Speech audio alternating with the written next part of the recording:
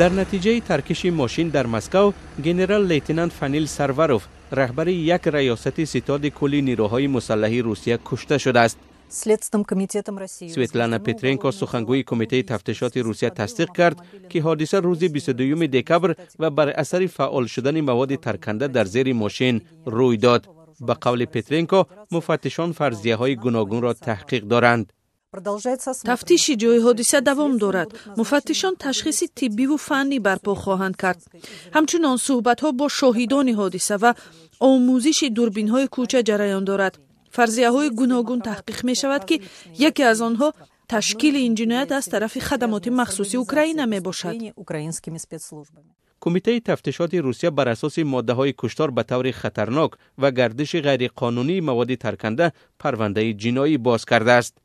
در یک سال اخیر این مورد سوم است که نظامیان بلندپایه روسیه در مسکو کشته می‌شوند.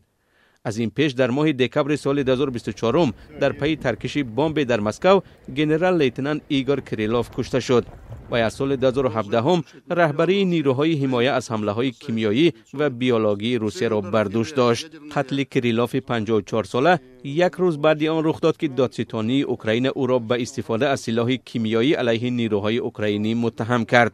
مقامات روسیه در پیوند به کشتار او یک شهروند 29 ساله ازبکستان را دستگیر کردند.